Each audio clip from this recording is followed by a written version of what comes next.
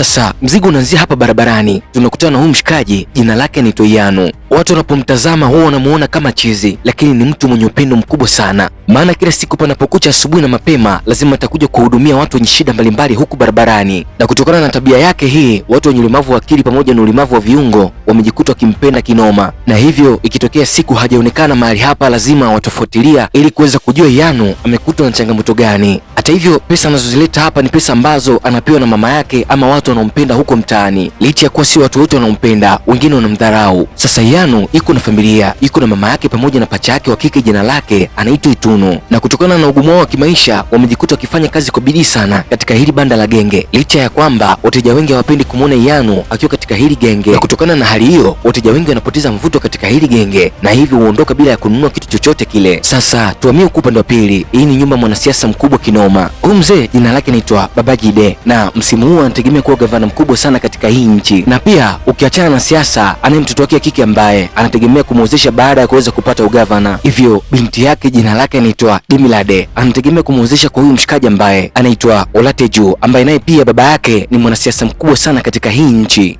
Wakiwa katikati ya mazungumzo, Demilade anafika hapa. Alikuwa anajiandaa kwa ajili kuondoka na huyu mshikaji, anamsalimia baba yake pale na kisha anamsalimia Olateju, kisha mzee anawapa ruksa ya kuweza kutoka, maana alikuwa na mpango wa kutoka out. Hivyo ukweli ni kwamba huyu mzee amemruhusu mtoto wake wa kike aweze kuwa na mahusiano na huyu mshikaji, ili mradi tu aweze kupata uongozi anaotaka na pia mtoto wake aweze kuishi maisha mazuri sana. Shida ni kwamba wazazi wa pande zote mbili wanataka uhusiano mzuri kati ya watoto wao, lakini ukweli ni kwamba hawa washikaji hawapatani hata kidogo, kila mmoja na hulka zake. Kwani huyu Olateju amekuwa ni mtu mwenye hasira sana, muda wote anamfokea bibie. Mara nyingi bibie amekuwa akimvumilia sana, maana mshikaji ana hasira mpaka kiasi cha kuweza kumtukana matusi ya nguoni. Tuje huku upande wa pili, yuko Yano pamoja na Ituno. Ituno anataka kumnyoa pacha yake nywele zake, lakini ukweli ni kwamba mshikaji hataki kabisa kunyolewa nywele zake. Anasema kwamba nywele zake zinamfanya aonekane kuwa mtanashati mno. Hata hivyo mama yake anamtetea akisema anaonekana vizuri akiwa na nywele zake, kwa sababu wanajua kwamba hakuna kitu ambacho anaweza kukifanya ili kuweza kumshawishi mshikaji azikate nywele zake hapo kichwani. Na kabla ya kulala, kwa upendo mkubwa sana, mshikaji anaiombea familia yake akisema, ewe Mwenyezi Mungu, ibariki familia yangu, siku moja nimnunulie mama yangu gari, bila kumsahau dada yangu, umbariki naye pia aweze kuendesha magari makubwa, Lamborghini, Ferrari pamoja na magari mengineyo mengi. Sasa hayo yalikuwa ni maombi ya Yano, alikuwa akimuomba Mwenyezi Mungu, na hata hivyo pia hakuacha kuwaombea wale ambao wamekuwa kimdhihaki na kumdharau. Sasa ni siku nyingine tena, Yano alikuwa njiani kuelekea sokoni kwa mama yake, lakini kwa bahati mbaya akakutana na hao vibaka ambao walikuwa wakimuuliza maswali mengi kinoma. Licha ya kwamba jamaa alikuwa akiongea maneno ya kawaida, washikaji walikuwa wakitaka kumpiga pamoja na kumpora pesa zake, pesa ambazo angezipeleka kwa watu wenye mahitaji huku barabarani. Sasa jambo la kumshukuru Mwenyezi Mungu, akiwa anafanyia huu unyanyasaji, dada yake anatokea na moja kwa moja anaingilia kati kwa ajili ya kumtetea ndugu yake. Licha ya kwamba vibaka wale walikuwa ni wajeuri sana, hawakutaka hata kurudisha pesa ambazo walikwisha kuzichukua kutoka kwa mshikaji. Basi Ituno anajaribu kupigana nao pale, japokuwa inakuwa ni ngumu kwa sababu ndugu yake amekuwa akimzuia, hataki kabisa aweze kuwadhuru.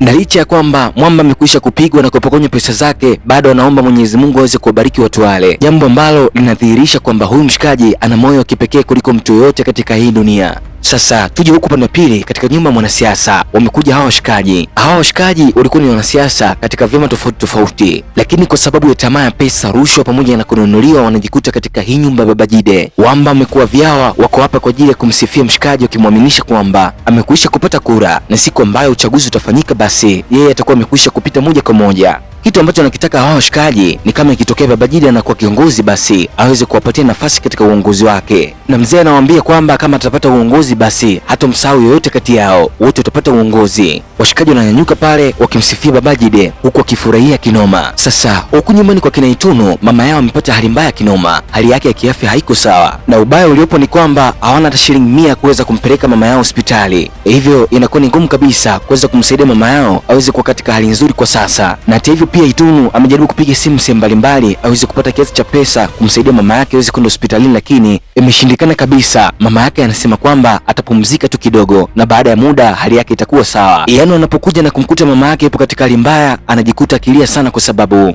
Ituno atatakiwa kubaki kwa ajili ya kuweza kumtunza mama yake, na huku yeye akiwa hana kazi ya kufanya. Anajaribu kusema ya kwamba ana uwezo kabisa wa kumtunza mama yake, hivyo anamtaka Ituno awahi kibandani kwenda kuuza genge. Mwamba anayefanya yote haya akimaanisha kwamba ana uwezo wa kusaidia hii familia. Yeye ni mtu muhimu sana kwao. Sasa kutana na huyu mzee, jina lake anaitwa Aditunji, ambaye ni baba yake na Olateju. Huyu mzee sasa ni kiongozi serikalini na yuko hapa siku zote kwa ajili ya kumsaidia Babajide aweze kuwa kiongozi mkubwa serikalini, yani awe gavana. Lakini masharti pekee alompatia ni mtoto wake aweze kumuoa mwanaye, na kuhusu njia zingine za kupita na kuweza kupata uongozi ataziandaa peke yake na kila kitu kitakaa sawa kabisa. Huku upande wa pili, bibie Demilade ameweza kufika gengeni kwa kina Iyanu. Bibie yuko hapa kwa ajili ya kuweza kupata matunda kidogo. Basi unaambiwa akiwa hapa anapata nafasi ya kumjua Iyanu. Anamuuliza jina lake, Mwamba analitaja vizuri kabisa. Na baada ya kulitaja, basi bibie naye pia anasema jina lake anaitwa Demilade. Utaamini ya kwamba bibie Demilade amekwisha kumpenda sana huyu mshikaji. Kampenda mshikaji kwa sababu ni mkarimu na pia ni mchangamfu. Licha ya kwamba watu wengine wakija hapa huwa wanamchukia na kumwona kuwa ni mchafu na kumdharau. Bibie kwa upande wake anahitaji kuwa rafiki wa mshikaji, hivyo anamuomba kama inawezekana aweze kuwa rafiki yake. Iyanu anajikuta akifurahia kinoma. Dada yake ambaye ni Itunu au pacha yake anajikuta akifurahia pia. Sasa upande wa nyumbani, hali ya mama yao inazidi kwa mbaya siku baada ya siku, kwa sababu hakuna msaada unaotokea nje, na pia ukizingatia hawana pesa kabisa kwa ajili ya kumpeleka hospitalini. Hivyo Itunu amejikuta kilia machozi ya kutosha kwa sababu anampenda sana mama yake, lakini pia hawezi kumsaidia katika hali aliyokuwa nayo. Sasa huku upande wa pili, Olateju amekuwa akimpigia simu Demilade, lakini bibie hapokei kabisa, na hata text ambazo anamtumia bibie hazijibu hata kidogo. Lakini ukweli ni kwamba ni wakati huo ambapo bibie alikuwa anatokea sokoni na moja kwa moja anataka kuendesha gari kurudi nyumbani, hivyo inakuwa ni ngumu sana kwa upande wake kuweza kupokea simu za mpenzi wake ama kujibu SMS. Hata hivyo, bila ya kujali na kuuliza maswali ya msingi, bibie anapofika nyumbani, Olateju anaanza kumfokea moja kwa moja, tena kwa hasira kinoma. Na kutokana na hii tabia ya Olateju, Demilade anajikuta kimchoka kabisa, na hapa kwa sasa anayavunja mahusiano, maana huyu mshikaji ameonekana kutokuwa na mapenzi ya dhati. Yeye anachokijali ni hasira peke yake. Demilade anapofika nyumbani anamuulizia baba yake kwamba hawezi kuendelea tena kuishi na Olateju. Anampa sababu ya kwamba mshikaji amekuwa na hasira sana, muda wote amekuwa akimkasirikia kwa vitu vidogo vidogo peke yake. Baba yake anamuuliza kama mshikaji kampiga, lakini bibi anasema hajampiga kabisa, lakini ipo siku moja anaweza kumpiga hata kumdhuru. Mzee anabakia na msimamo akisema ya kwamba atakaa chini na kuweza kuzungumza na mshikaji ili mambo yaweze kuwa sawa kabisa, jambo ambalo kwa Demilade linakuwa ni ngumu sana kwa sababu amekwisha kuishi naye kwa siku chache na ameweza kuijua tabia yake. Na mimi pia anaungana na bibie na kuambia kwamba siku yoyote ukiona ishara yoyote mbaya katika mahusiano yako, usikubali kabisa kuendelea na mahusiano na huyo mtu. Pengine anaweza kawa mke wa mtu ama mume wa mtu mtarajiwa, na pia kumng'ang'ania mtu ambaye hajali hisia zako ni kitu ambacho kinaweza kuhatarisha maisha yako, na mwishowe unaweza kufa kwa ajili ya mtu ambaye hakujali wala hakupendi hata kidogo. Huyo maskini ya Mungu bibie alifikisha kesi hii kwa baba yake, lakini baba yake hakutaka kutilia maanani na akasema kwamba atazungumza na Olateju na kuweza kuweka mambo sawa na wataendelea kuwa na mahusiano. Lakini pia siku inayofuata bibi anafika mpaka katika genge la kina Itunu, na hapa moja kwa moja amemnunulia Iyanu simu. Mwamba anamshukuru kinoma. Hata hivyo pia Itunu naye anajikuta akimshukuru bibi kwa sababu ameonyesha upendo mkubwa kinoma. Iyanu akajikuta akipata rafiki wa kweli ambaye anampenda na kumjali, ukiachana na ndugu zake ambaye ni mama yake pamoja na Itunu. Basi Itunu baada ya kugundua kwamba Iyanu ana uwezo mkubwa wa kumsikiliza Demilade, anamwomba Demilade aweze kumshauri Iyanu aweze kunyoa nywele zake kichwani kwa sababu zinamfanya aonekane kama chizi. Basi bibi anajitahidi sana kumwomba Iyanu aweze kukubali kuzikata nywele zake kichwani, lakini mwamba anagoma kabisa. Bibi anamlaghai akimwambia akizikata nywele zake atakuwa handsome sana, na mshikaji anajikuta akikubaliana na maneno ambayo alikuwa anayasema Demilade. Hata hivyo Iyanu hakubali moja kwa moja, anasema kwamba atakubali kunyoa, lakini ni wiki moja, baada ya wiki nyingine, baada ya wiki nyingine, huko baadaye. Hivyo wanajikuta kimkubalia kwa sababu kama wakiendelea kumchokonoa mambo yanaweza kuwa mengi muda si mrefu. Hata hivyo pia siku ya jioni ya leo, basi bibi Demilade anafika nyumbani kwa kina Itunu. Anaiona hali ya mama yao mzazi kuwa ni mbaya sana, na moja kwa moja anaahidi kumpeleka hospitali, lakini kwa kuwa muda umekwenda sana kwa siku ya leo, anasema atatoka nje kwa ajili ya kwenda kununua dawa na kisha baadaye atawaletea. Alafu siku ya kesho asubuhi na mapema atakuja kumchukua mama yao na kumpeleka hospitali, na huko atapata matibabu na kupona kabisa. Lakini maskini ya Mungu, wakati Demilade akiwa anatoka nje anasindikizwa na Iyanu. Wakati huo bibi Demilade hajui kabisa kwamba Olateju amekuwa akimfuatilia kabisa, hatua moja kwa hatua nyingine, na kwa jinsi ambavyo huyu mshikaji akili zake ni fupi, akawa anahisi kabisa kwamba bibi atakuwa na mahusiano ya kimapenzi na mshikaji ambaye anaitwa Iyanu. Siku leo bibi amejikuta akipata simu kutoka kwa mshikaji na moja kwa moja akaamua kufika mpaka nyumbani kwake akihitaji kumsikiliza mshikaji, labda pengine tabia yake itakuwa imekwisha kubadilika. Lakini kweli ni kwamba mshikaji alikuwa hajabadilika kabisa, na moja kwa moja alikuwa akimfokea akimwambia kuwa kwa sasa yuko na mahusiano mengine, na ndio maana mara kwa mara bibi amekuwa akimkosea heshima na kushindwa kumsikiliza kabisa. Bibi anamwambia kwamba kwa sasa atakuwa na matatizo, hivyo anatakiwa kwenda hospitali kwa ajili ya kwenda kupima. Bibi alizungumza maneno ambayo moja kwa moja alimchoma mshikaji, na moja kwa moja jamaa akaamua kumsukuma bibi bila kujua kwamba moja kwa moja angeweza kuleta madhara makubwa sana kwenye maisha yake, kwani Damilad alidondoka pabaya na kupoteza maisha yake kabisa. Wakati ambapo Damilad anapoteza maisha yake, huku kina Itunu wanamsubiria, wanategemea bibi aweze kufika na dawa ili aweze kumsaidia mama yao ambaye yupo katika hali mbaya sana. Basi Itunu anapiga simu moja kwa moja kwa bibi Damilad bila ya kujua kwamba bibi kwa sasa amekwisha kuaga dunia. Basi haraka sana Olatejo akapata akili ya kuweza kuchukua mwili wa Damilad na moja kwa moja kauleta mpaka hapa nyumbani kwa kina Itunu. Kwa hiyo moja kwa moja kesi itadondoka katika hii nyumba, na hapa atatafutwa mtu ambaye amekwisha kuua, na ukizingatia kwamba baba yake na Olatejo ni mtu mkubwa serikalini, hivi moja kwa moja polisi wanamwogopa kabisa. Basi hazikupita siku nyingi, Yano akakamatwa akisemekana kwamba yeye ndiye alimuua Damilad, kitu ambacho mshikaji hajakifanya kabisa. Amesingiziwa kesi ili aweze kumuokoa Olatejo.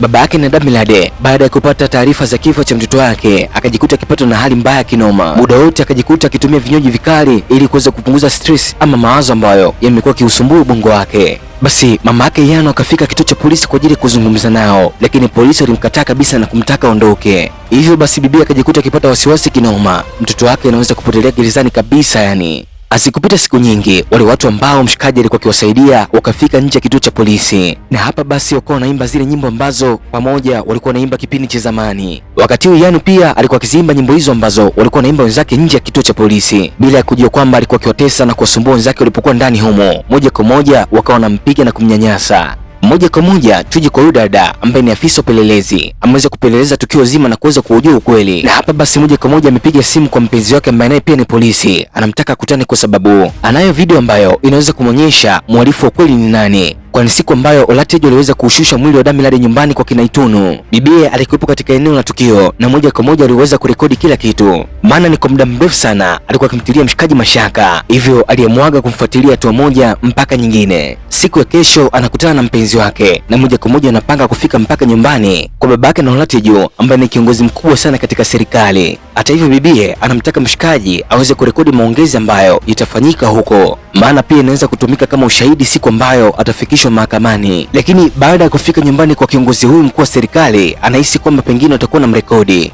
Moja kwa moja anaamua kumkagua bibie, na baada ya kukuta kwamba hana chochote cha kuweza kumrekodi, basi wanaamua kukaa chini na kuendelea na mazungumzo. Afisa wa polisi anamwambia mshikaji kwamba kama inawezekana waweze kumwachia kijana ambaye amekamatwa kwa sasa, ili mradi basi bibie aweze kufuta video za ushahidi ambazo zinaonyesha Olatejo anahusika katika hii kesi. Mzee anakubali kile ambacho anakisema na moja kwa moja anakwenda kuifuata simu, lakini anaporejea anaamua kumpiga risasi bibie. Na baada ya hapo anamwomba afisa wa polisi aweze kukiri kwamba yeye ndo kamuua. Kisha baada ya hapo afisa anapewa nafasi ya kuondoka na moja kwa moja anaondoka nduki kinoma. Akiwa njiani kuelekea nyumbani kwake, anaahidi kwamba hatomwacha kabisa kiongozi yule, moja kwa moja atamfuatilia na kuhakikisha kabisa anamshusha chini. Sasa huku katika kituo cha polisi kuna mshikaji anapewa maagizo ya kuweza kumuua Yano, na pia anapewa maagizo kama akiweza kumuua Yano ataondolewa katika hii sehemu, na moja kwa moja basi atakuwa ni mwananchi huru, hatakuwa na kifungo tena. Unaambiwa bila ya kupepesa macho, mshikaji kamfuata Yano na moja kwa moja akamkaba mpaka kuweza kupoteza maisha yake. Na baada ya kupoteza maisha, nafsi ya Yano ikafika mpaka nyumbani kwa mama yake, na hapa mwamba alikuwa ni mzima kabisa, akazungumza maneno mengi kinoma, maneno ambayo yalikuwa ni uchungu sana. Hata hivyo anamtaka mama yake aweze kumjali na kumtunza Itunu,